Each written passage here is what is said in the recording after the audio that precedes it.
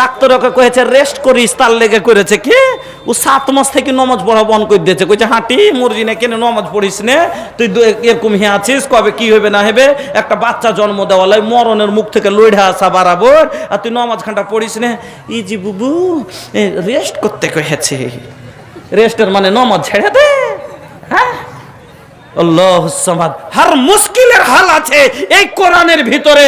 আল্লাহ রাব্বুল আলামিন আগে চলুন আপনাকে বলি, ওয়া হাযাল ইলম আল্লাযী জাআলা আখিরান নবী সাল্লাল্লাহু আলাইহি ওয়াসাল্লাম আকরামুল আম্বিয়া ওয়া আশরাফিহিম।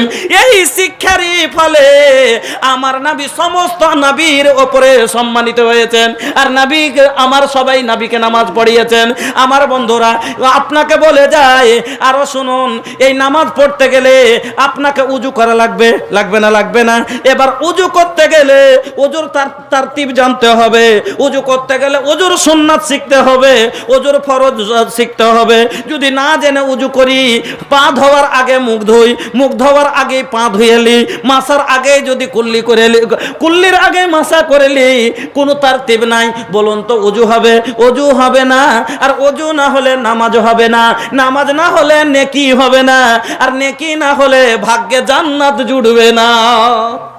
ঠিক এই জন্য আল্লাহ আগে কি বলেন, পড়, আগে শিখ। কেন নামাজ পড়তে গেলে শিক্ষার দরকার আছে না নাই? প্রথমেই দেখেন উজু করতেন, উজু করা শিখতে হবে না? না শিখে কাজ করলে, না বুঝে কাজ করিয়েন না, না তো ভেজালে পড়ে যাবেন। দুটা ভেজাল শোনাচ্ছি আপনাকে।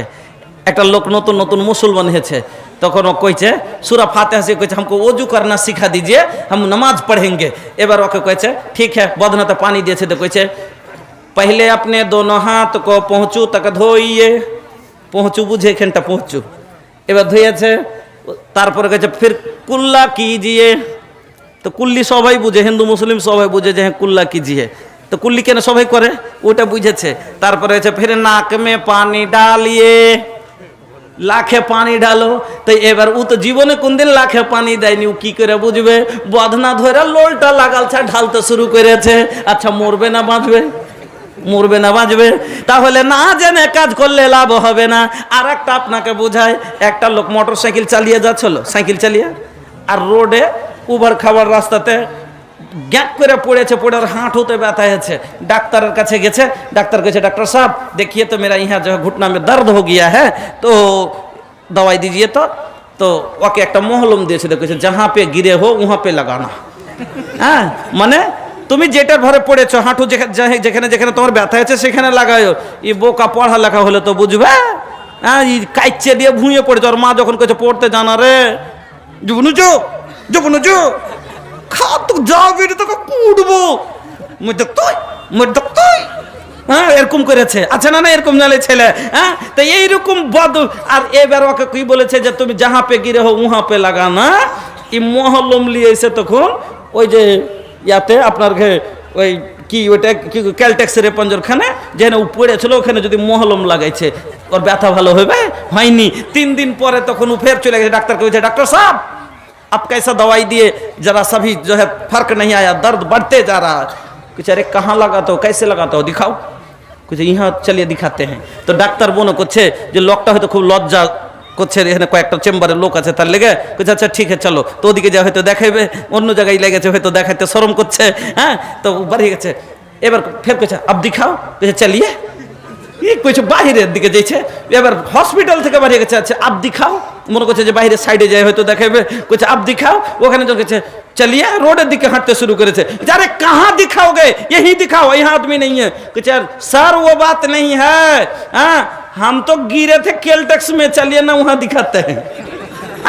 तो चल बुझे काज करते হবে, না বুঝে ইবাদত করতে গেলে ওই রকমই যাই না করতে হবে, শিক্ষা করতে হবে, না হলে ইবাদত কবুল হবে না। যেমন না যাই না ওষুধ লাগাইলে ব্যথা ভালো হবে না। আমার বন্ধুরা এই জন্য আল্লাহ রাব্বুল আলামিন নামাজের কথা পরে, আগে শিক্ষার কথা। কেন?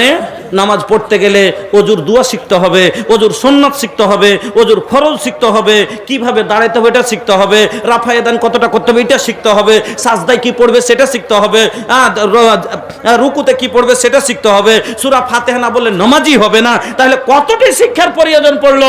এই জন্য আল্লাহ বললেন আগে পড় পরে কর। এবার চলুন আগে বাড়ি, সময় যে কতটা আছে।